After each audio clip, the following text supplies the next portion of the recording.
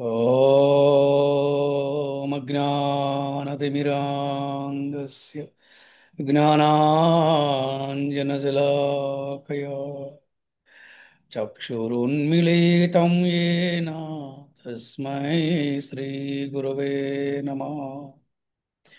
श्रीचैतन्यमनोभीष्टं स्थापितं येन भूतले स्वयं रूपः कदा मह्यं ददाति स्वपदान्तिकम्। नमावो विष्णुपदाय कृष्णप्रेष्ठाय भूतले श्रीमते भक्तिवेदान्तस्वामिनिधनाय नमस्ते सरस्वतीदेवे गौरवाणी प्रचारिणे निर्विशेष शून्यवादी पाश्चात्यते सतारिणे। जय श्री कृष्ण चैतन्य प्रभु नित्यानंद श्री अद्वैत गदाधर श्रीवासादि गौर भक्त वृंद। हरे कृष्णा कृष्ण कृष्ण हरे हरे हरे हरे राम राम राम हरे हरे। ओम नमो भगवते वासुदेवाय। ॐ नमो भगवते वासुदेवाय। ओम नमो भगवते वासुदेवाय। ॐ नमो भगवते वासुदेवाय। ओम नमो भगवते वासुदेवाय। ॐ नमो भगवते वासुदेवाय। హరే కృష్ణ. భక్తులందరికీ శ్రీకృష్ణ శుభమస్తు. అలాగే ఏకాదశి శుభాకాంక్షలు. ఈరోజు మనము భాగవత కథలలోని జడభరతుడి గురించి చెప్పుకుందాం. ఉమ్, ఈ జడభరతుడు ఎవరు? ఫస్ట్ భరత మహారాజు. ఉమ్, భరత మహారాజు తర్వాత జింక జన్మ తీసుకున్నారు. జింక జన్మలో కూడా ఆయన పూర్వజన్మ స్మృతి ఉండటం వల్ల ఆ జింక జన్మలో కూడా శ్రవణం చేయటం వల్ల జింక జన్మలో కూడా ఆయన భగవన్నామ స్మరణ చేయటం వల్ల బ్రాహ్మణ జన్మ తీసుకున్నాడు. ఆ బ్రాహ్మణుడే జడ భరతుడు అని కీర్తి కీర్తిని గడించారనమాట. ఆ జడ భరతుడి గురించి ఈరోజు మనము చర్చించుకుందాం.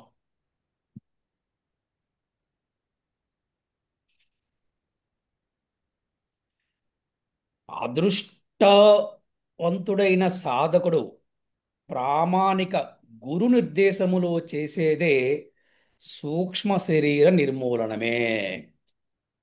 అది అంటే సూక్ష్మ శరీర నిర్మూలన అంటే ఏంటంటే మనసు బుద్ధి అహంకారాలతో కూడిందే సూక్ష్మ శరీరం. అదృష్టవంతుడైన సాధకుడు ప్రామాణికమైన గురువు యొక్క నిర్దేశంలో చేసేది ఏంటంటే ఈ సూక్ష్మ శరీరం నిర్మూలన అయిపోవాలంట. ఏంటి సూక్ష్మ శరీరం అంటే ఏంటి? మనసు బుద్ధి అహంకారాలతో కూడింది సూక్ష్మ శరీరం. గురువుని పొందినా కూడా సూక్ష్మ శరీర నశింపు కలగడం లేదంటే అది దురదృష్టమనే చెప్పుకోవాలి. బాగుంది కదా వినడానికి. గురువు దొరకమే గురువు దొరకటమే అతి దుర్లభము కలియుగములు అంటారు. గురువు దొరకటమే చాలా కష్టం అంటారు. అది కూడా ప్రామాణికమైన గురువు దొరకటం. అటువంటి గురువును పొందినా కూడా జ్ఞానోదయం కలగలేదంటే అటువంటి గురువుని పొందినా కూడా ఈ సూక్ష్మ శరీరము నశించిపోవట్లేదంటే దురదృష్టం అని చెప్పుకోవాలంట. ఉం? ఏంటి? మనసు బుద్ధి అహంకారాలతో కూడితే సూక్ష్మ శరీరం. అయితే చెవులు నేత్రాలు స్పర్శ నాలుక నాసిక అనేవి పంచ జ్ఞానేంద్రియాలను మనసుతో ఏకం చేసి ఈ జీవుడు విషయభోగం అనుభవిస్తూ ఉంటాడు. అందుకే ప్రామాణిక గురుదేవుడు తనకు శరణజొచ్చిన శ్రద్ధావంతుడి శిష్యుని క్రమబద్ధంగా భక్తి సేవలు నెలకొని నెలకొల్పి స్థూల సూక్ష్మ శరీరాలను శుద్ధిపరుస్తాడు. స్థూలం అంటే ఏంటి? భౌతికమైంది ఈ శరీరము. సూక్ష్మం అంటే ఏంటి? మనకి కంటికి కనపడదు. ఏంటిది అది? మనసు, బుద్ధి, అహంకారం అనమాట. అంటే ఎవరైతే ఒక ప్రామాణికమైన గురుదేవులకు శరణాగతి పొందుతారో, శ్రద్ధావం శ్రద్ధావంతుని శిష్యుడు అయితే ఉంటారో, అటువంటి శిష్యుణ్ణి గురుదేవులంట కర్మబద్ధంగా భక్తి సేవలో నెలకొల్పుతారంట. భక్తి సేవ నెలకొల్పి వారిని శుద్ధిపరుస్తాడు. ఇది భౌతికమైన శరీరాన్ని, సూక్ష్మమైన శరీరాన్ని కూడా శుద్ధిపరుస్తాడంట గురుదేవుడు. ఆ విధంగా శిష్యుని యొక్క ఆత్మ ఉమ్, స్థూల సూక్ష్మ దేహబంధం నుండి బయటపడుతుందంట. అప్పుడు దాకా బయటపడే అవకాశమే లేదు. దానికి గుర్తు ఏంటంటే మరణ సమయంలో వ్యక్తి శ్రీకృష్ణుని గుర్తు చేసుకోవడమే. గురుదేవులు ఏం చేస్తారంటే మరణ సమయంలో ఆ వ్యక్తి శ్రీకృష్ణ స్మరించడం కోసం గురుదేవులు ఈ భక్తి సేవ చేయిస్తారు శిష్యుడి చేత.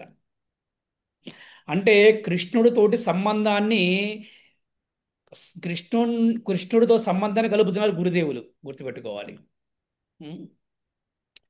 మన ఆలోచన పరంపర స్థూల సూక్ష్మ దేహాలకే సంబంధించి ఉంటుంది. కనుక అదే పరిస్థితి మరణస్థితిలో కూడా కొనసాగుతుంది. అందుకే ఈ స్థూల దేహము పోగానే ఇంకొక స్థూల దేహం వస్తుంది, అంటే భౌతిక దేహం అన్నమాట. కానీ ఈ స్థూల సూక్ష్మ దేహ నశింపు కలిగినప్పుడు, అంటే ఆ రెండు కూడా పవిత్రములై సంపూర్ణముగా కృష్ణ సేవలో నెలకొన్నప్పుడు మరణ సమయంలో కృష్ణ స్మరణే కలుగుతుంది. ఇది ఎవరు చేస్తారు మనకంటే గురుదేవులే మనల్ని ఉద్ధరిస్తారనమాట. ఉం? జీవితాంతము కూడా మనము చేసే ప్రయత్నం ఒకటే కావాలంట. ఒకటే ప్రయత్నం అంట. అదేమిటంటే కృష్ణుణ్ణి స్మరించడమే.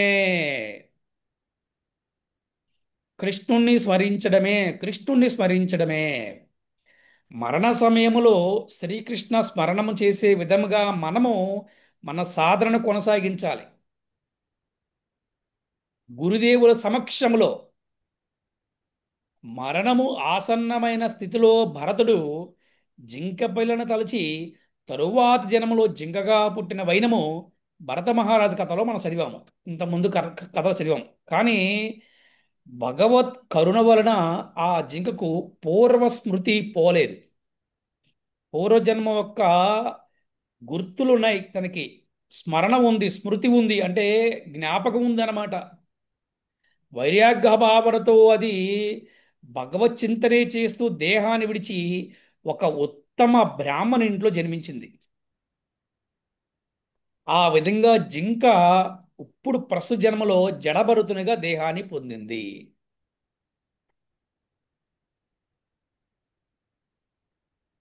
ఎవరు ఏ బ్రాహ్మణ ఇంట్లో జన్మించాడు ఇప్పుడు మనం తెలుసుకుందాం. అంగీరస గోత్రీయుడైన ఒక బ్రాహ్మణ ఇంట్లో జడభరతుడు జన్మించాడంట. అతడు చిన్నప్పటి నుండి జడనులాగా ప్రవర్తించడము వలన జడభరతునిగా ప్రసిద్ధి చెందాడు. జడు అంటే ఏంటంటే కొద్దిగా పిచ్చివాడు లాగా అన్నమాట, గుర్తుపెట్టుకోవాలి. జడభరతుడు తండ్రి సంతుష్టుడు, ఓర్పు కలవాడు, వినయవంతుడు, విద్యావంతుడు, అసూరహుతుడై ఉండేవాడంట. ఎవరు? జడభరతుడి యొక్క తండ్రి. ఆయనకి ఇద్దరు భార్యలట. మొదట భార్య వలన ఆయనకు 9 మంది పుత్రులు. రెండవ భార్య వలన కవల సంతానం, ఒకరు పుత్రుడు, ఇంకొకరు పుత్రిక. ఈ కవల సంతానంలో పుత్రుడే మన కథానాయకుడు, ఈ రోజు కథలో హీరో. ఆయనే జడభరతుడు అనమాట. పరమ భాగవతోత్తమ లక్షణాలను జడభరతుడు స్పష్టంగా ప్రదర్శించాడట. జడభరతుడు భగవంతుడి అనుగ్రహం వలన పూర్వజన్మ స్మృతిని కలిగి ఉండేవాడు.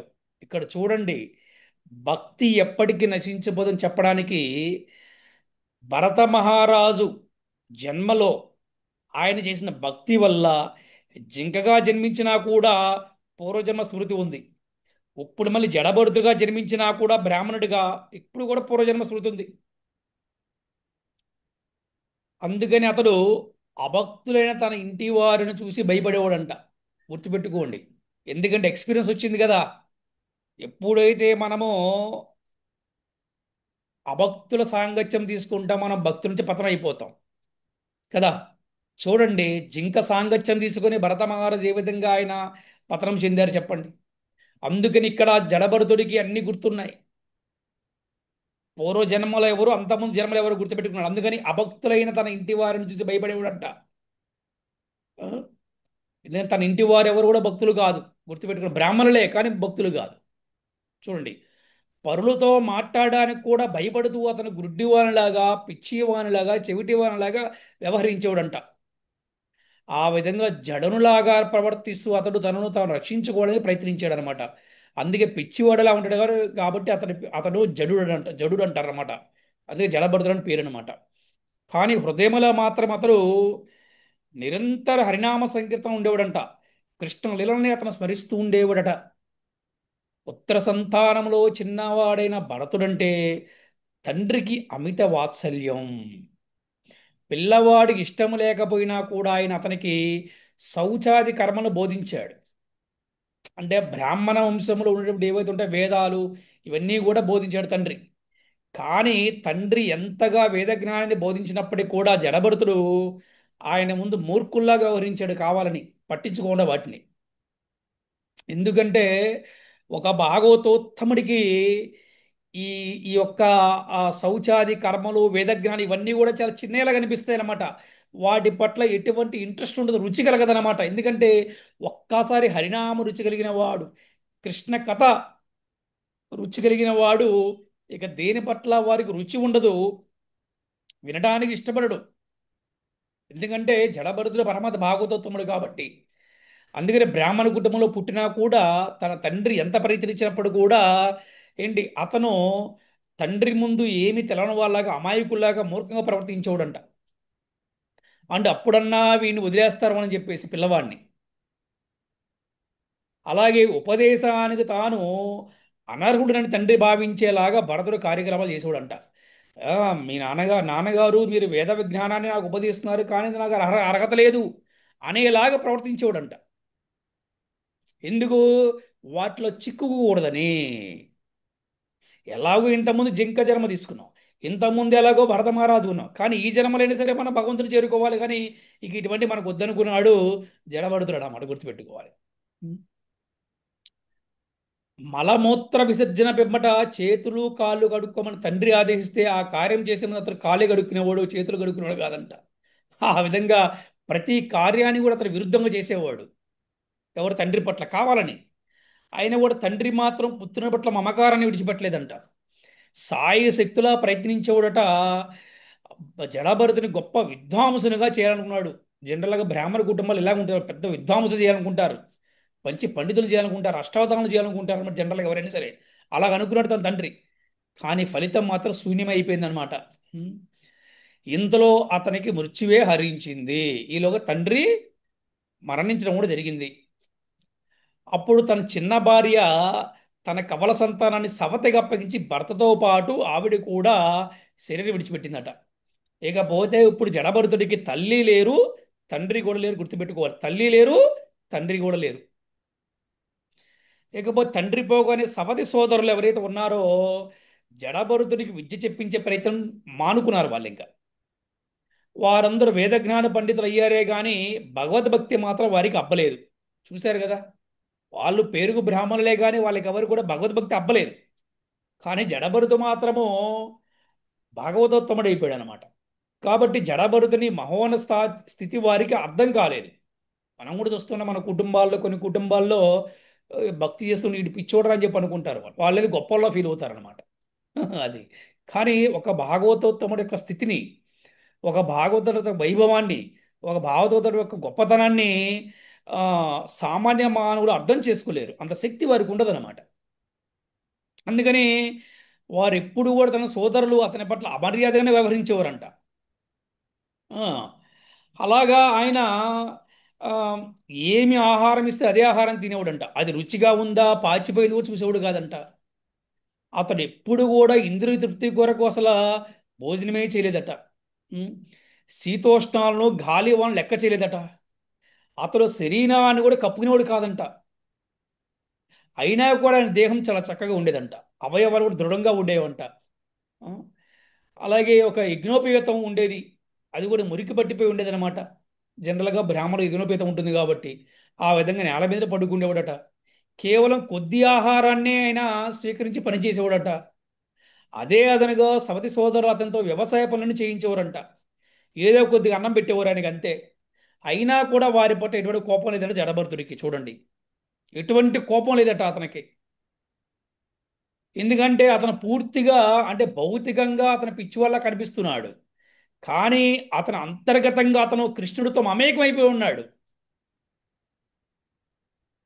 నిరంతరం హరినామ సంకీర్తన, నిరంతరముడు కృష్ణలీలను అతను అనుభవిస్తున్నాడు. అందుకని ఈ భౌతికమైన తనకి తుచ్చలా కనబడుతుంది అనమాట. చాలా చిన్నదిలా కనబడుతుంది. ఏం పట్టించుకోవట్లేదు. వాళ్ళు అవమానించినా డోంట్ కేర్. వారి పట్ల కోపం ఎప్పుడు రాలేదు. ఒక లీల జరిగింది. ఈ లీల వింటే అందరూ గూసంస్ వస్తాయి ఈ రోజున. బ్రహ్మాండమైన లీల అన్నమాట. ఒక భాగవతోత్తముడి శక్తి ఏంటి, ఒక భాగవతోత్తముని సకల దేవతలు కూడా ఏ విధంగా ఆ, గౌరవిస్తారు, ఒక భాగవతోత్తముడికి ఏమైనా అన్యాయం జరిగితే దేవతలు కూడా ఆ భాగవతోత్తముని ఏ విధంగా కాపాడతారని చెప్పడానికి ఈ యొక్క లీల చాలా బాగుంటుంది. వినండి అందరూ కూడా. ఉం? ఒక ప్రాంతంలో ఒక దొంగల నాయకుడు ఆ కొడుకు కోసం, ఒక పుత్రుని కనాలనే ఉద్దేశంతో అతను భద్రకాళికి ఏంటి ఆ ఒక భద్రకాళికి ఒక పిచ్చివని బలివ్వాలనుకున్నాడు. గుర్తుపెట్టుకోండి, ఒక పిచ్చివని బలివ్వాలనుకున్నాడు. ఆ దొంగలకు నాయకుడు కూడా ఉంటాడు కదా, ఆ నాయకుడు ఒక ఆజ్ఞ మేరకు దొంగలు ఒకరిని తీసుకొచ్చారు, బంధించి తెచ్చారు. కానీ వాడు చాకచక్యం తప్పించుకుని పారిపోయాడట. మళ్ళీ వాడిని వెతుక్కొని పట్టుకురమ్మని చెప్పి దొంగల నాయకుడు ఆజ్ఞాపించాడు. రాత్రి వేళ వాడి కొరకు వెతుకుతున్న దొంగలకి పొలంలో పనిచేస్తున్న జడభద్రుడు కనిపించాడట. ఈ బలికి అతడే తగిన వాడిని నిశ్చయించి వారు అతన్ని బంధించి తమ నాయకుని దగ్గర తీసుకెళ్లారట. మొత్తానికి భద్రకాళి బలికి సరైన వాడు లభించాడని అందరి ముఖాలు కూడా వెలిగిపోయాయంట. అబ్బా అనుకొని దొంగలంతా కూడా మొదట జడభరతునికి చక్క స్నానం చేయించారట. కొత్త వస్త్రాలు కట్టారు. ఆ, అన్నీ కూడా ఒక పశువుని ఎలాగ అలంకరిస్తారో అలాగ అలంకరించారట. ఉం? సుగంధ తైలాదాలు పూశారట. కడుపు నిండా భోజనం పెట్టారంట. తరువాత అతనిని కాళికాదేవి ముందుకు తీసుకొచ్చారంట. ధూప దీప నైవేద్యాలతో కాళికను తమకు తోచిన రీతిగా పూజించి నరబలికి ముందు సంగీత వాద్యాలు మోగించడం మొదలుపెట్టారట. తరువాత జడభరుతుని నేరుగా కాళిక ముందు కూర్చోబెట్టి పెద్ద కత్తితో పెద్ద కత్తితో అతన్ని సంహరించడానికి, చంపటానికి వాళ్ళందరూ అడిగారంట. ఉం? భాగవతుని వధించే అంతటి ఘోర కార్యాన్ని కాళికాదేవి సహించలేకపోయిందట. చూసారా, అది భాగవతోత్తముడ శక్తి. కాళికాదేవి సహించలేకపోయిందంట. వెంటనే పెద్ద శబ్దంతో కాళికాదేవి విగ్రహం పగిలిపోయిందట. హరే కృష్ణ హరే కృష్ణ కృష్ణ కృష్ణ హరే హరే, హరే హరే రామ రామ రామ హరే హరే. చూసారా, పిచ్చివాడు కొని తీసుకొచ్చారు, పిచ్చివాడు అనుకొని. కానీ ఆ భాగవతోత్తమని వధిస్తుంటే కాళికాదేవి తట్టుకోలేకపోయింది. కాళికాదేవి విగ్రహం పగిలిపోయిందట. చూసారు, అది భాగవతుడి యొక్క శక్తి అన్నమాట. అక్కడ అందులో నుంచి తేజోమైన కాంతితో స్వయంగా కాళికాదేవి ప్రత్యక్షమైందంట. ఆమె కళ్ళు క్రోధంతో కదులుతున్నాయంట. విగ్రహం నుండి బయటికి వచ్చి కాళికాదేవి ఖడ్గం తీసుకొని, అంటే ఏ కత్తితో అయితే భాగవతుని చంపాలనుకున్నారో అదే కత్తితో వాళ్ళందరినీ నరికి వేసిందండి కాళికాదేవి. దొంగల మొత్తాన్ని కూడా పంతి ఆట అన్నట్టు ఆడిందంట. మొత్తాన్ని కూడా అందరు తలలతోటి ఆవిడ.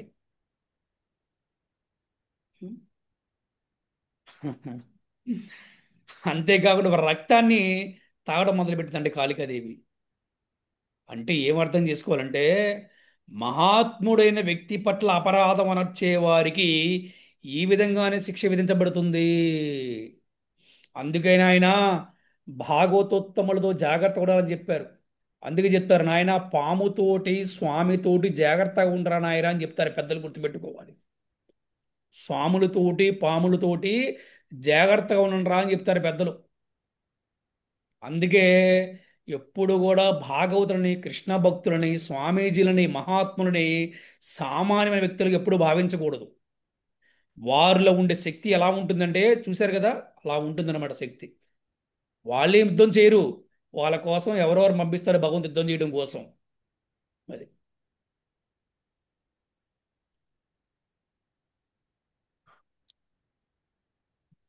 ఎవరైతే మేము దేహలము కాదు, మేము ఆత్మలము, మేము భగవంతుడి యొక్క సేవకులమని తెలుసుకొని ఎవరైతే వాళ్ళ హృదయ గ్రంథి నుండి బయటపడినటువంటి భక్తాగ్రేసరులను, భక్తులను సుదర్శన చక్రధారైన భగవానుడు సర్వదా రక్షిస్తాడట, గుర్తుపెట్టుకో.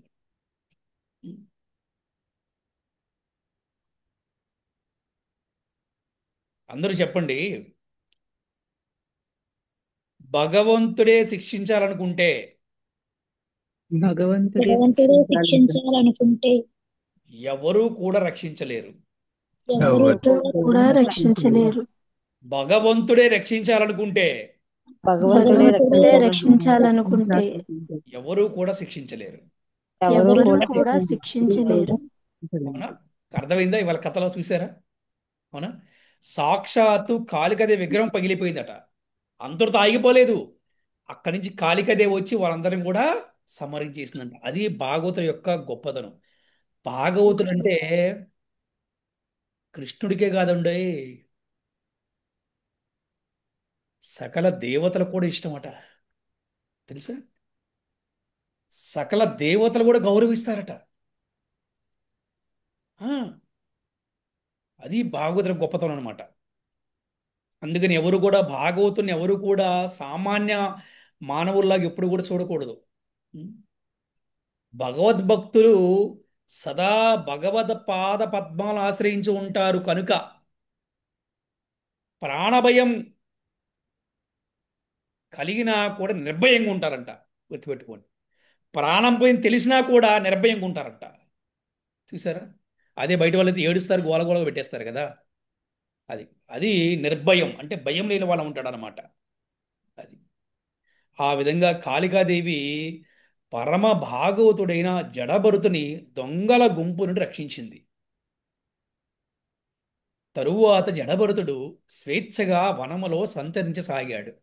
ఉం?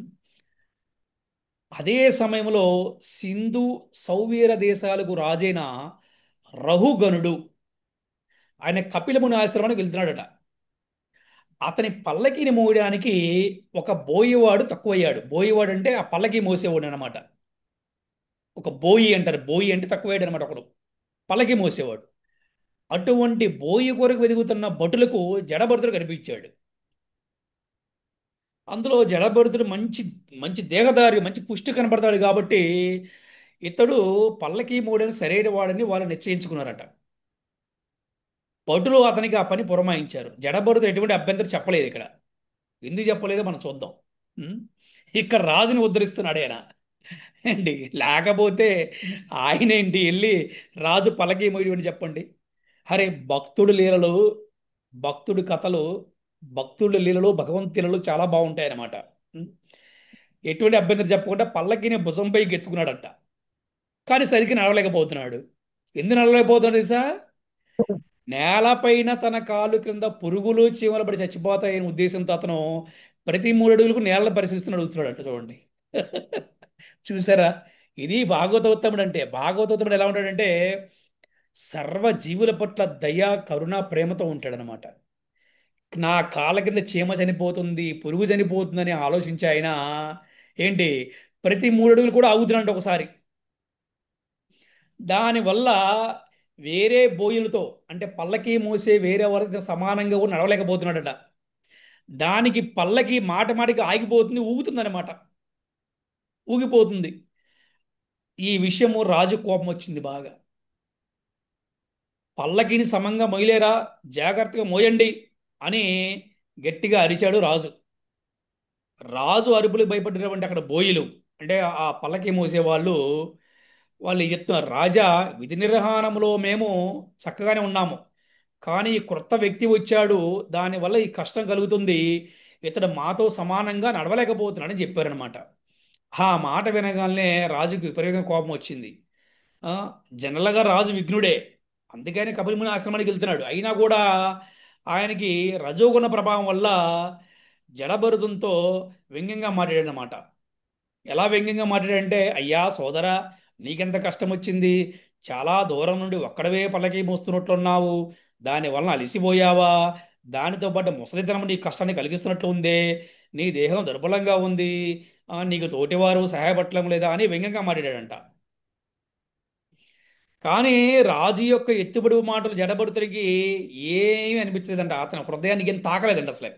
ఎందుకంటే ఆయన అంతర్గతంగా ఎలా ఉన్నాడంటే కృష్ణుడితో మమైకమై ఉన్నాడు. అటువంటి వాడికి ఎవడో అవమానించాడని, అది ఎవడో గౌరవించలేదని, ఎవడో తిట్టాడని అవసరం ఏం చెప్పండి? ఉం? తృణాదపి సునీచేన తరోరివ సహిష్ణునా అమానినమానదేన కీర్తనీయ సదా హరి. రహదారి అందరు తృణము కన్నను తాను తక్కువనటి నమ్రతను కలిగి, వృక్షము కన్నను అధికమైన ఓర్పును కూడి, ఇతరుల అగౌరవపరిచినను వారికి సమస్త గౌరవమునిచ్చడు సిద్ధపడిన స్థితి అందే మనుజుడు హరినామమును ఉచ్చరించవలను అని శిక్షాష్టంగములో 3వ శ్లోకములో శ్రీ చైతన్య మహాప్రభులు వారు బోధించారన్నమాట. అది అతడు తన పనిని తాను చేసుకుని పోగసాగాడు. మళ్ళీ మళ్ళీ పల్లకి కుదుపులు గురవుతున్నాయి. ఇక మరింత కోపం వచ్చింది రాజుకి. ఈసారి వచ్చాడు, రాజు దిగాడు. ఓరి మూడ, ఓరి మూర్ఖుడా, నేనెవరో నీకు తెలవదా? నీవు జీవచ్చవానివా ఏంటి? నా ఆజ్ఞలు ఉల్లంఘిస్తే నీకు శిక్ష తప్పదు. బుద్ధి వచ్చేలాగా నేను నిన్ను గట్టిగా శిక్షిస్తాను అని గట్టిగా అరిచాడంట రాజు. జడభరతుడు పరమ భాగవతుడు, అతని హృదయమే భగవన్ నిలయము. ఆ, సర్వ జీవ సుహృత్తు అయిన అతనికి దేహవద్ద బుద్ధే లేదంట అసలు. మనకేమొస్తుంది, ఆహా దెబ్బతింటది, ఇమీడియట్లీ ఫైర్ అవుతారనమాట, ఏంట్రా ఫైర్ అయిపోతారనమాట. కానీ అతనికి అసలు ఈ దేహం గురించి అతనికి ఆలోచన లేదు అసలు. అతను నిరంతరం ఎలా ఉన్నాడు, నేను భగవంతుడి సేవకు, నేను దేహాన్ని గది, నీ ఆత్మ అనే భావనలో ఉన్నాడు. అటువంటి వాడికి ఇంకేముండే చెప్పండి. అందుకే అతను రాజు మాటలకి ఏమీ కూడా పట్టించుకోకుండా నవ్వుకొని ఇప్పుడు రాజుకి ఉపదేశం మొదలుపెట్టాడు. ఇక్కడ స్టార్ట్ అయిన సినిమా అన్నమాట. అది రాజుకి ఉపదేశం మొదలుపెట్టాడు. చూడండి ఎలా ఉందో ఉపదేశం. రాజా, నీవు వ్యంగ్యంగా పలికినంతా సత్యమే. దేహమే పల్లకీని మోస్తుంది గనుక నీవు పలికినవి తిరస్కార వాక్కులు కానే కావు. చూసారా, పల్లకిని మోసేది ఎవరు? దేహం కదా. అందుకని నువ్వు పలికింది నాకేం పెద్దగా పట్టించుకునే అవసరం లేదు. కానీ నేను ఆత్మస్వరూపుడును కాబట్టి దేహం మోసే భారం నాది కాదు కదా. అందుకని పల్లకి నేను మొయ్యలేదు, నా దేహం మోసింది. చూసారా, ఎంత బ్రాడ్ మైండ్ అంటే, చూసారా అండి.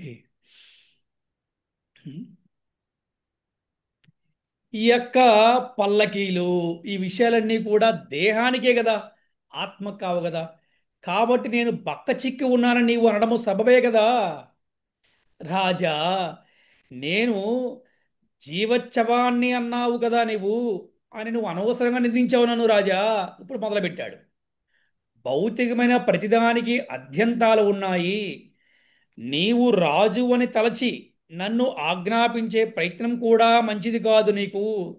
ఎందుకంటే ఈరోజు నీవు రాజువి, నేను సేవకుడిని. రేపు పరిస్థితి మారిపోయి నీవు సేవకుడువు, నేను రాజును కావచ్చును కదా. ఇవన్నీ తాత్కాలిక పరిస్థితులు మాత్రమే నన్ను తెలుసుకో. బుద్ధి వచ్చేటట్లు నన్ను దండిస్తాను నీవు బెదిరించావు కదా. జడనులాగా పిచ్చివాన్లా కనిపించినప్పటికీ నేను ఆత్మదర్శిని. నన్ను శిక్షించి నువ్వు పొందేదేమున్నది? ఉం?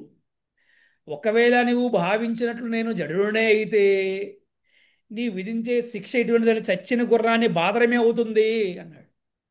దాని ప్రయోజనము శూన్యమే కదా. ఆ? పిచ్చివాడిని శిక్షించంత మాత్రాన వాడి పిచ్చి కుదురుతుందా అన్నాడు.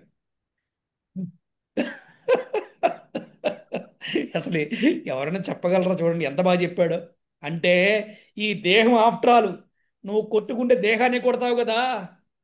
అరే చచ్చిన గుర్రాన్ని కొట్టినట్టే కదా. ఆ? ఎందుకంటే నీ ఆత్మదర్శిని కదా. ఆ? నా మనసు బుద్ధి అంతా ఆత్మ మీద ఉంది, శరీరం మీద లేదు కదా. ఆ? శరీరం మీద ఉందనుకోండి అప్పుడు నొప్పి కలుగుతుంది. ఆయన పిచ్చి వాడిని కొడితే వాడికి పిచ్చి కుదురుతుందా. ఈ విషయం చెప్పేపాటికి రాజుకి దెబ్బకి మైండ్ బ్లాక్ అయిపోయింది అనమాట. ఈ చర్చలో రాజుకు ఇంట్రెస్ట్ పెరిగింది. జడభరతుడి యొక్క మాటలకి మోహం తొలగిపోయింది రాజుకి. వెంటనే ఆ రాజు పల్లకి నుండి కింద దిగి జడభరతుడి పాదపద్మాలకు నమస్కరించాడట. పరమ భాగవతోత్తమని నిందించినందుకు, బ్రాహ్మణ్ నిందించినందుకు సిగ్గుపడుతూ తనను క్షమించమని అతను వేడుకున్నాడట. ఉం? వినమ్రంగా మాట్లాడుతూ ఇలా చెప్తున్నాడంట. ఓ బ్రాహ్మణోత్తమా, ఓ భాగవతోత్తమా, ప్రపంచంలో ఇతరులు గుర్తించలేని రీతిగా చరిస్తున్న మీరెవరో చెప్పండి. ఎందుకంటే ఇంత జ్ఞానము, ఇంత విజ్ఞానము, ఇటువంటి ఉపదేశాలు ఎవరూ చేయలేరు. మీరెవరు? దత్తాత్రేయ అవధూతలలో మీరొకరా? మీరు ఎవరి శిష్యులు? ఎక్కడ నివసిస్తున్నారు? అసలు ఈ ప్రదేశానికి ఎందుకు వచ్చారు? నీ రాక నిశ్చయంగా నా శుభానికి అయి ఉంటుంది. నేను ఇంద్రుడి యొక్క వజ్రాయుధానికి కానీ, శివుని త్రిశూలానికి కానీ, యమపాసానికి కానీ, సూర్య చంద్రాదుల ప్రభావానికి కానీ, కుబేరుని అస్త్రాలకు కానీ భయపడను నేను. కానీ ఒక భాగవతోత్తముణ్ణి బ్రాహ్మణుని అవమానించిన అపరాధానికి మాత్రం మిక్కిలి భయపడుతున్నా నేను. చూసారా ఏం చెప్తాడు చూసారా? అపరాధం ఎంత ప్రమాదం గమనించండి. వైష్ణవ అపరాధం ఎంత ప్రమాదం చూడండి ఏం చెప్తున్నారు ఇక్కడ. ఇంద్రుడు వజ్రాయుధానికి భయపడ్డంట, శివుడు త్రిశూలానికి భయపడ్డంట, యమపాసానికి భయపడ్డంట, కుబేరు అస్త్రాలకు భయపడ్డంట. కానీ అమ్మో నేను వైష్ణవ అపరాధం చేశానని భయపడుతున్నాడట. అది వైష్ణవ అపరాధం అంటే. ఓ దీనబాంధవుడా, మిన్ను అవమానించి నేను గొప్ప తప్పు చేశాను, మిథ్యా ప్రతిష్టతో గర్వితుడినై దోషినయ్యాను, నన్ను కరుణతో అనుగ్రహించండి. అప్పుడే నేను మిమ్మల్ని అవమానించిన పాపం నుండి బయటగలుగుతాను. నేను చేసిన అవమానం వల్ల మీకు ఎట్టి నష్టం లేదు, కానీ ఆ అపరాధం వల్ల నేను నశించిపోతాను. చూసారా చూసారా అవమానం చేయటం వల్ల ఎవడికి నష్టం? అవమానం చేసిన వాడికి నష్టం. పడ్డవాడు ఎప్పుడు చెడ్డవాడు కాదు కదా అని పెద్దలు చెప్తారు కదా. అవునా? పడ్డవాడు ఎప్పుడు చెడ్డవాడు కాదు కదా. ఆ, అవమానం తీసుకున్న వాడికి నష్టం అని చెప్పండి, అవమానించిన వాడికి నష్టం. అదేంటాడు రాజు. ఈ అవమానం వల్ల మీకేమి నష్టం లేదు, కానీ ఆ అపరాధం చేయడం నేను నశించిపోతాను. ఉం? ఎప్పుడైతే జడభరతుడికి శరణాగతి పొందాడో రాజు, జడభరతుడికి కరుణ కలిగిందంట. వైష్ణవ కరుణ అలా ఉంటుందన్నమాట. వైష్ణవ అంటేనే పరదుఃఖి దుఃఖ. అంటే ఎలా అంటే ఇతరులు, అంటే పరులు దుఃఖములో ఉంటే చూసి సహించలేక వారికి మేలు చేస్తారంట. వారినే వైష్ణవ అంటారనమాట. అందుకని వైష్ణవులు పరమ కరుణామయులంట, దయామయులట, ప్రేమామయులట. అలాగా అంత అవమానించినప్పుడు కూడా, అన్ని మాటలు అన్నప్పుడు కూడా, ఆ, శిక్షిస్తానని చెప్పినా కూడా రాజు ఎప్పుడైతే శరణాగతి పొందాడో జడభరతుడికి కరుణ కలిగిందంట. అప్పుడు ఆ రాజును ఉద్ధరించడం కోసం జడభరతుడు ఉపదేశం చేశాడట. చూడండి ఎటువంటి ఉపదేశం అంటే, రాజా, జీవుడు నానా విధములైన జీవజాతులలో ప్రవేశించడానికి మనస్సే కారణం కదా. అదే సంసార చక్రం అనబడుతుంది. నిజానికి బంధమోక్షాలకు మనస్సే కారణము. మనస్సును ఎప్పుడు నమ్మవద్దు, మనస్సుతో స్నేహం చేయొద్దు. దేహాలన్నీ కూడా మట్టి యొక్క రూపాంతరాలే కదా, అన్నీ కూడా భూమి నుండే పుట్టి చివరకు భూమిలో కలిసిపోతాయి కదా. మాయావశముతో జీవుడు గురు ఉపదేశాన్ని లేదా భక్తుల ఉపదేశాన్ని విడిచిన వాడే వారి సాంగత్యాన్ని కోల్పోయి స్త్రీల సాంగత్యాన్ని పొంది నశిస్తాడు. గుర్తుపెట్టుకోండి. మాయ వల్ల గురు ఉపదేశాన్ని వదిలిపెట్టేస్తారంట, భక్తుల ఉపదేశాన్ని వదిలిపెట్టేస్తారంట, స్త్రీల సాంగత్యాన్ని కోరుకొని నశించిపోతాడు. రాజా, నువ్వు కూడా సుఖ ఆకర్షణలోనే ఈ మాయకి బలయ్యావు. నువ్వు ఇప్పుడు ఇంద్రియార్థాల పట్ల ఆకర్షణ విడిచిపెట్టి భక్తితో పదును పెట్టుబడిన జ్ఞాన ఖడ్గంతో మాయని త్రెంపివేయి అని చెప్పాడు.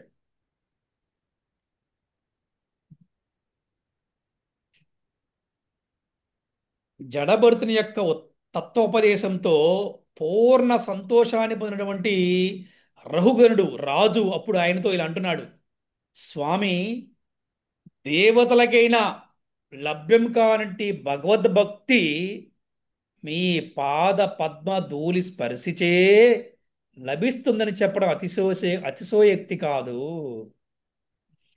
మీ సాంగత్యం వలన నా అవివేకం తొలగిపోయింది అని శరణాగతులయ్యాడంట. చూసారా, దేవతలు కూడా లభ్యం కాదంట ఈ యొక్క భగవద్భక్తి. తరువాత రాజును ఆశీర్వదించి జడభరతుడు అతని నుండి సెలవు తీసుకొని స్వేచ్ఛా సంచారానికి వెళ్ళిపోయాడట జడభరతుడు.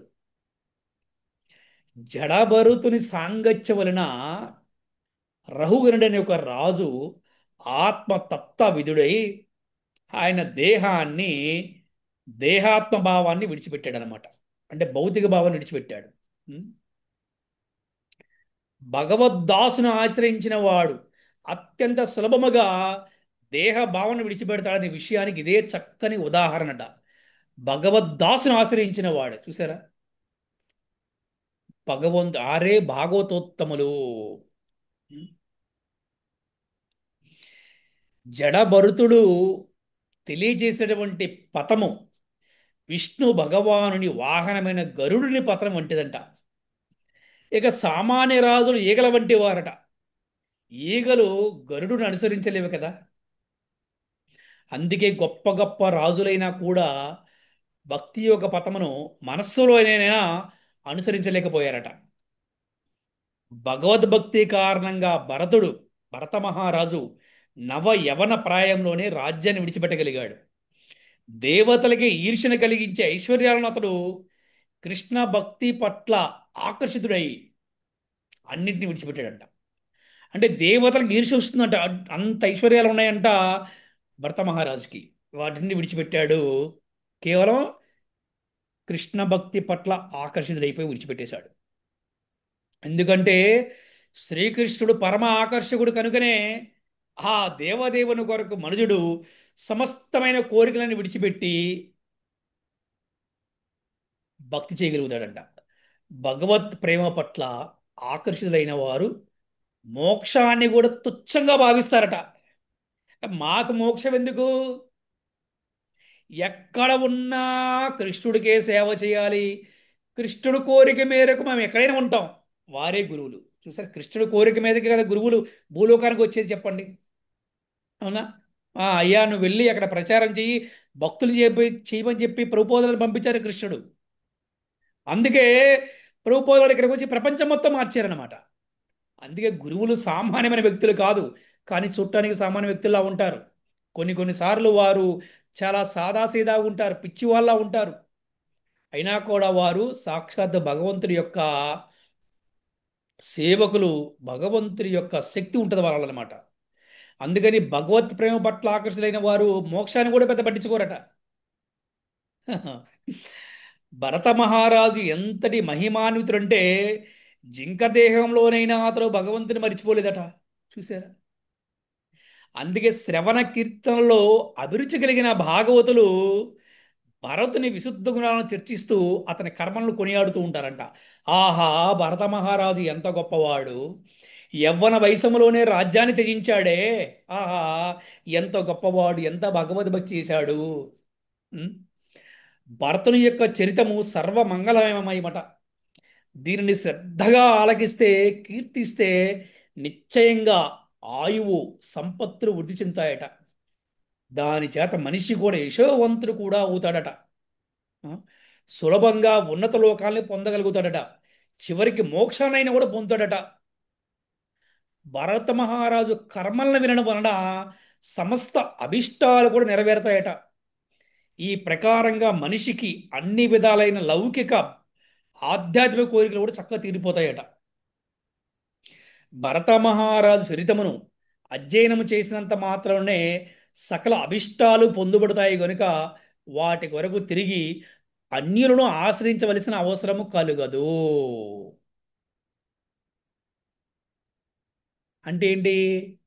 ఎవరెవరో ప్రవచనాలు చెప్తున్నారు, ఎవరెవరో ఏదో ఉపదేశాలు చేస్తున్నారు అనే అవసరము ఇక ఉండదట.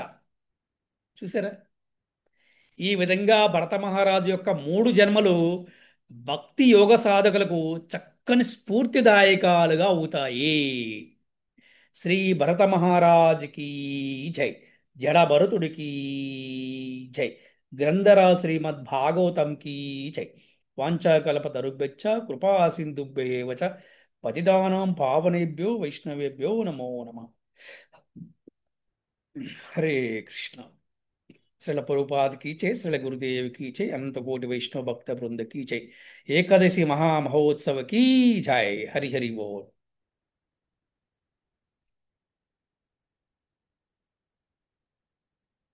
హరే కృష్ణ.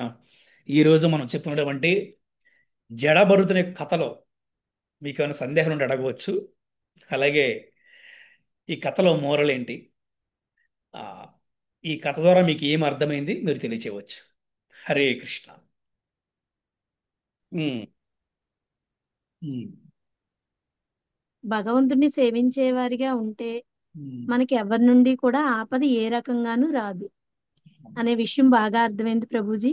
మీరు ఒక పోలిక పోల్చారు, అది ఇంకా బాగా నచ్చింది. స్వాములకి పాములకి అని పోల్చారు కదా, చాలా జాగ్రత్తగా ఉండాలని. అది బాగా నచ్చింది ప్రభుజీ.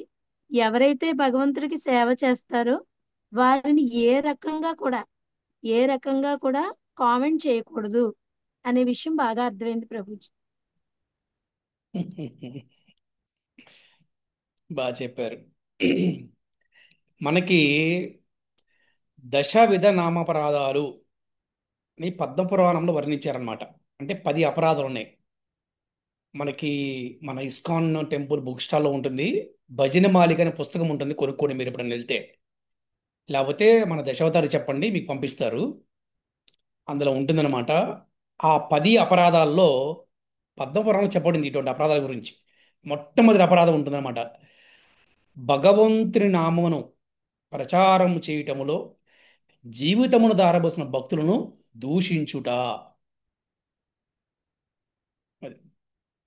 ఇంకోటి చాలా బాగుంది. మూడోది, ఆధ్యాత్మిక ఆచార్యుని ఆదేశాలను ఉల్లంఘించుట. అది. అందుకని చాలా జాగ్రత్తగా ఉండాలి. ఆ, వైష్ణవుల పట్ల చాలా జాగ్రత్తగా ఉండాలన్నమాట. అందుకే చెప్తారు నిరంతరం కూడా. ఎవరు జాగ్రత్తగా ఉంటారంటే, ఒక ప్రామాణికమైన గురువు యొక్క నిర్దేశంలో భక్తి చేస్తున్నవాడు ఎప్పుడూ జాగ్రత్తగా ఉంటాడు. మనం ఏం తెలుసుకుంటే, ఎప్పుడు మనకు కంట్రోలర్ కావాలి. కంట్రోలర్ లేకపోతే దేవతలు కూడా కష్టం. ఇంకా మానవులు మనం చెప్పండి. దేవతలను కూడా కంట్రోల్ చేసేవాడు భగవంతుడు అన్నమాట. మనం చూస్తూ ఉంటాం, ఇంద్రుడు కూడా కొన్నిసార్లు తప్పులు చేస్తూ ఉంటాడు. ఆ ఇంద్రుని కంట్రోల్ చేసేవాడు భగవంతుడు అన్నమాట.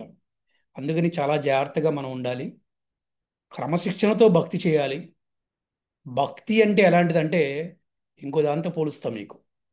చిన్నపిల్లవాడు స్కూల్కి వెళ్తే, నాయనా క్రమశిక్షణగా ఉండురా నాయనా అని తల్లిదండ్రులు ఎలా చెప్తారో, క్లాసులో క్రమశిక్షణగా ఉండురా అని టీచర్ ఎలా చెప్తారో, మంచి ప్రవర్తనతో మంచి బుద్ధితో సంస్కారంగా ఉండు నాయనని ఎలా చెప్తారో, మనం కూడా అలాగే ఉండాలి అని ఆచార్యులు చెప్తున్నారనమాట. ఈ క్రమములో మనం ఉన్న కులాన్ని, మతాన్ని, లేదా మనకున్న కొన్ని ఆస్తులు, అంతస్తులు, సమాజంలో పలుకుబడి, వాటి పట్ల ఎటువంటి వ్యామోహం లేకుండా నేను కేవలం భక్తుణ్ణి, నేను ఎప్పుడు వినయంగా విధేయతంగా ఉండాలి, కేవలం మానవుల పట్లే కాదు సర్వజీవుల పట్ల కూడా నేను గౌరవంతో ఉండాలి, దయతో ప్రేమతో ఉండాలని కోరుకుంటే అప్పుడే వారి కృష్ణ భక్తి వస్తుంది. అప్పుడే కృష్ణ భక్తి రాదట. కృష్ణ భక్తి అనేది అంత ఈజీ కాదు, అతి దుర్లభం అని చెప్తారు ఈ కలియుగంలో. కానీ ఎవరైతే చెప్పినట్టు భక్తి శ్రద్ధలతో ఒక మంచి ప్రామాణికమైన గురువును ఆశ్రయించి ఆ గురువు యొక్క మార్గనిర్దేశంలో కనుక భక్తి చేస్తే వారి కృష్ణ భక్తి శీఘ్రమే వస్తుందట. హరే కృష్ణ. ఏ? ఎవరైనా కూడా భగవంతుడి భక్తి మార్గంలోకి వెళ్ళాలి అంటే గురువు మార్గనిర్దేశంలోనే, ఒక ప్రామాణికమైన గురువు చెప్పిన రీతిలో నడుచుకుంటేనే మనం భక్తి మార్గంలోకి వెళ్ళగలుగుతామని తెలుసుకున్నాం గురూజీ. గురువు గారు ఎప్పుడు కూడా సూక్ష్మ స్థూల శరీరాలను శుద్ధి చేసి కృష్ణ సేవలో మనం ఉండేటట్లు మనకి గైడెన్స్ అనేది ఇస్తారు అనేసి తెలుసుకున్నాం గురూజీ. గురువు యొక్క అంటే గురువు యొక్క బోధలు లేకపోతే మనం ఏమీ చెయ్యలేము. భక్తి మార్గంలో ఎలా ఉండాలి, ఏంటి, ఏ విషయాలు మనకు తెలియక ఏం చేస్తామో మనకు తెలియదు గురూజీ. అదే గురువు గారు ఒక మార్గనిర్దేశంలో పెడితే ఆ విధంగా మనం భక్తి మార్గంలోకి వెళ్ళగలం అనేది తెలిసింది గురూజీ. తర్వాత భాగవతోత్తములను రక్షించడానికి దేవతలు కూడా సహాయపడతారని తెలుసుకున్నాం గురూజీ. ఎవరినైనా భగవంతుడు శిక్షించాలి అనుకుంటే ఎవరు రక్షించలేరు. ఎవరన్నా రక్షించాలనుకుంటే భగవంత్ ఆహా, ఎవరినైనా భగవంతుడు రక్షించాలనుకుంటే ఎవరు కూడా శిక్షించలేరు గురూజీ. భగవంతుడే శిక్షించాలనుకుంటే ఎవరు కూడా రక్షించలేరు. అదొకటి తెలుసుకున్నాం గురూజీ. తర్వాత భాగవతోత్తములు ఎప్పుడు కూడా ఇతర ప్రాణులకి ఎలాంటి హాని కలిగించరని తెలుసుకున్నాము. అది ఎందుకంటే ప్రతి ప్రాణిలో భగవంతు స్వరూపమే, ప్రతి ప్రాణిలో కూడా ఆత్మ అనేది ఉంది, అది భగత్ స్వరూపమే కాబట్టి ఎలాంటి హాని తలపెట్టరు అని తెలుసుకున్నాం గురుజీ. తర్వాత ఆత్మ దర్శనం కలిగిన వ్యక్తులు శరీరంపై ఎలాంటి మోహాన్ని పెంచుకోరు. ఆత్మ కోసమే ఎప్పుడు ఆత్మ దర్శనం కోసమే ఆత్మ దర్శనం చేయాలనేసి ఎప్పుడు కూడా తపన పడుతుంటారని తెలుసుకున్నాం గురూజీ.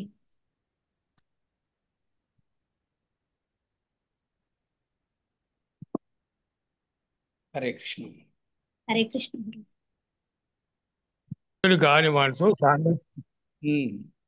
భక్తులు కాని వాటితో సాంగత్యం చేయకూడదు అని జడభరతుని చరిత్ర కథ వల్ల మనం తెలుసుకున్నాము. జడభరతుడు కూడా పూర్వజన్మలో అతను పతనం చెందాడు కనుక ఈ జన్మలో ఆయన చాలా ప్రమత్తతో పతనం కాకుండా చాలా జాగ్రత్త వహిస్తూ భక్తులు కాని వాళ్ళతో స్నేహం చేయకుండా, మళ్ళీ మోహములు పడకుండా, వాళ్ళ సాంగత్యంలో మోహములు పడకుండా జాగ్రత్త పడిస్తూ దానికోసమే మోగవానిగా చెవిటి వానిగా నటించాడు తప్ప ఆయన ఎప్పుడూ భగవన్ నామస్మరణ చేస్తూ చక్క జాగరూకుడై ఉన్నాడు. కాబట్టి మనం భక్తులు కాని వాళ్ళతో ఎట్టి పరిస్థితుల్లో సాంగత్యం చేయకూడదు, వాళ్ళ మాటలు వాళ్ళ ప్రభావంలో పడకూడదు. అదొకటి మనం తెలుస్తున్నాం ప్రభుజీ. దాని తర్వాత భరతుడు ఎప్పుడూ కూడా భగవంతుని శ్రీకృష్ణ భగవాన్ని స్మరిస్తూనే ఉన్నాడు. కానీ ఆ శ్రీకృష్ణ భగవాని భక్తుల్ని ఎవ్వరు అవమానించినా, శిక్షించాలని ప్రయత్నం చేసినా సమస్త దేవతలు రక్షిస్తారు అని మనం తెలుసుకున్నాము. కాబట్టి ఆ భాగవతోత్తములు కానీ వైష్ణవులు కానీ ఎవరు శిక్షించాలని ప్రయత్నం చేసినా ఎవ్వరూ శిక్షించలేరు అని తెలుసుకున్నాం ప్రభుజీ. శ్రీకృష్ణ భక్తులు ఎప్పుడూ అహింసా వ్రతాన్ని పాటిస్తూ ఉంటాడు. కాబట్టి ఈ జడభరతుడు కూడా చీమలు, చిన్న సూక్ష్మజీవి చీమలు చచ్చిపోతాయేమో, అది కూడా మళ్ళాంటి ప్రాణి అనే ఉద్దేశంలో అతను ఆ అడుగులు ఆపి చూసేవాడు అనమాట. ఇది కూడా మనం నిర్లక్ష్యం చేస్తున్నాం. చీమే కదా, దోమే కదా అని. చీమలు దోమలు కూడా మనం శిక్షించకూడదు, అవి కూడా మళ్ళీ ప్రాణి అని అని తెలుసుకున్నాం ప్రభుజీ. దాని తర్వాత రాజు గారికి ఉపదేశం చేస్తాడు చూశారు కదా, దానిలో ఆత్మదర్శి ఆయన నేను దేహం వస్తుంది, నేను మొయ్యట్లేదు, నేను ఆత్మ పలకని మొయ్యట్ల, దేహమే మోస్తుంది. కాబట్టి మీరు ఎన్ని అన్నా కానీ, ఎవరు ఏమన్నా కానీ, వాళ్ళ అన్నయ్యలు ఎటువంటి అన్నం పెట్టినా కానీ, పాసిపోయిన అన్నం కూడా పెట్టినా కానీ ఆయన దేహానికే కాబట్టి ఏమి పట్టించుకునేవాడు కాదు. అలా ఆత్మ భావన పెంచుకున్నాడు. శ్రీకృష్ణ భావన పెంచుకున్నాడు కాబట్టి మళ్ళీ చక్కగా భగవద్ధామాన్ని చేరగలిగాడు. దాన్ని బట్టి మనం ఎప్పుడు మనం ఆత్మమి, దేహాన్ని కాదు అనే భావన పెంచుకొని ఈ మాయా ప్రభావంలో పడకూడదు. ఇదంతా మాయే, దేహమే కాదు, దేహం నేనంటే మాయ, నేను ఆత్మనంటే అసలు ఏమి మనకి ఈ మాయలో ప్రభావం పడదు. మనం పతం కాకుండా భగవంతుడి ధ్యాసలో ఎప్పుడూ కొనసాగుతూ ఉంటామని తెలుసుకున్నాను ప్రభుజీ. వైష్ణు అపరాధం చేయకూడదు. వైష్ణు అపరాధం చేస్తే భగవంతుడు కూడా రక్షించడు. కానీ ఆ వైష్ణవుడే క్షమించితే రక్షించబడ్డాడు. వైష్ణవుడే క్షమించగలడు, భగవంతుడు కూడా క్షమించడు. మన అంబరీష్ కథలు కూడా విన్నాం కదా. శ్రీకృష్ణ భగవాడు కూడా ఏమంటాడు, నా వల్ల కాదు, మళ్ళీ ఆయన దగ్గర సరివాడు అంటాడు. అట్లా వైష్ణవ అపరాధం చేస్తే భగవంతుడు కూడా రక్షించడు. భగవంతుడిని భక్తుని అవమానం చేస్తే భగవంతుడు రక్షించడు, మళ్ళీ ఆ వైష్ణవుడే క్షమించాలి. కాబట్టి వైష్ణవ అపరాధం తెలిసి కానీ తెలియక కానీ ఏ విధంగా కూడా చేయకూడదు. అది చాలా తెలియకుండా చేసినా మరి మీలాంటి గురువుల్ని ఆశ్రయించి తెలుసుకొని తర్వాత అయినా సరిదిద్దుకోవడానికి ప్రయత్నం చేయొచ్చు, పశ్చాత్తాపడచ్చు, భగవంతుని క్షమించి వేడుకోవచ్చు. భక్తుని ఆశ్రయించిన వారికి భగవంతుని ఆశ్రయము తప్పనిసరిగా కలుగుతుంది. తనలో అజ్ఞానము నిర్మూలనం అయిపోతుంది. స్థూల శరీరము, సూక్ష్మ శరీరము, ఈ రెండు కూడా పవిత్రమైపోతుంది. మనసు పవిత్రమవుతుంది, బుద్ధి పవిత్రమవుతుంది, అహంకారం తొలగిపోయి నేను దేహాన్ని కాదు ఆత్మని అనుకున్నప్పుడు అహంకారం పోయినట్టే. బుద్ధి ఎప్పుడు భగవంతుని వశంలో ఉండాలి. మనసు మన కంట్రోల్లో ఉండాలి. మనసు కంట్రోల్లో మనం ఉండకూడదు. మనసు ఎప్పుడు భగవంతుని సేవకే మన మనసుని అంకితం చేస్తూ అటువైపు మళ్ళించాలి. అలా అలా అలా కొనసాగుతూ జీవితాన్ని గడపాలి. అది మనం ఈ భాగవత కథల్లో మరి రుజు మహారాజు కానీ, మరి వృషభదేవుడు కానీ, జడభరతుడు కానీ, మరి వీళ్ళంతా రాజులు అయినా కానీ చక్కగా ఆదర్శంగా మానవాళికి అందరికీ ఆదర్శంగా నిలిచారు. భగవంతుడు కూడా ఒక్కొక్కరికి ఒక్కొక్క పాత్ర ద్వారా ఒక్కొక్క ఆదర్శాన్ని మానవాళికి అందించారనమాట. వృషభదేవుడి వల్ల కొంత అర్థం, జడభరతుడి వల్ల ఏమంటే చివరి క్షణం మొహం పడితే మళ్ళీ పొందుతావని భరతుడి ద్వారా భగవంతుడు మనకి చూపించాడు. హరే కృష్ణ ప్రభు, చాలా బాగా. కృష్ణ కృష్ణ కృష్ణ హరే హరే, హరే రామ హరే రామ హరే కృష్ణ హరే కృష్ణ హరే కృష్ణ హరే కృష్ణ హరే, కృష్ణ హరే హరే హరే హరే హరే రామ రామ హరే హరే రామ రామ హరే రామ రామ రామ హరే హరే కృష్ణ హరే హరే కృష్ణ కృష్ణ హరే కృష్ణ కృష్ణ కృష్ణ కృష్ణ హరే కృష్ణ హరే హరే హరే రామ హరే హరే రామ రామ హరే రామ రామ రామ హరే హరే. హరే కృష్ణ కృష్ణ కృష్ణ హరే రామ హరే రామ రామ హరే. హరే కృష్ణ గురూజీ, ధన్యవాద ప్రణామం. Thank you Guruji. హరే కృష్ణ ప్రభుజీ, ధన్యవాద ప్రణామాలు ప్రభుజీ. హరే కృష్ణ గురూజీ, దండవత్ ప్రణామాలు గురూజీ. హరే కృష్ణ, ధన్యవాదాలు గురూజీ. ధన్యవాదాలు.